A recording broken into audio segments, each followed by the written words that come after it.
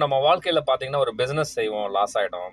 நமக்கு வர வேண்டிய பணம் சுத்தமா வராது. நம்ம ஒருத்தருக்கு நம்பி குடுத்துருப்போம், அந்த பணமும் வராது. ஒரு வேலை செய்ற இடத்துல ஒரு பேர் நமக்கு இருக்காது. எவ்வளவோ கஷ்டப்பட்டு செய்வோம். உறவு முறையில பார்த்தீங்கன்னா, ஒரு கெட்ட பேர் இருக்கும். அவமானப்படுத்துவாங்க, ஏளனப்படுத்துவாங்க. இதில பார்த்தீங்கன்னா, கூட இருக்கிறவங்களே புரிஞ்சுக்க மாட்டாங்க. இந்த மாரி சூழ்நிலைகள்லாம் நடக்கும் பொழுது, உறவுமுறை பிரிவு ஏற்படலாம். எல்லாம் நடந்துரும். மனச போட்டு குழம்பிட்டு இருப்பீங்க.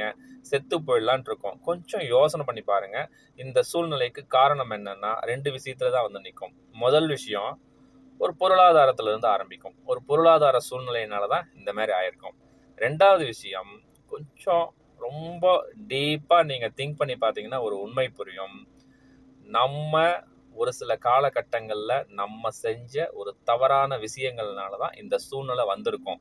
இந்த 2 விஷயத்த எவன் ஒருத்தன் அக்செப்ட் பண்றானோ, அடுத்தது நம்ம அந்த பிரச்சனையிலிருந்து சொல்யூஷன நோக்கி நகரலாம். கொஞ்சம் யோசனை பண்ணி பாருங்க.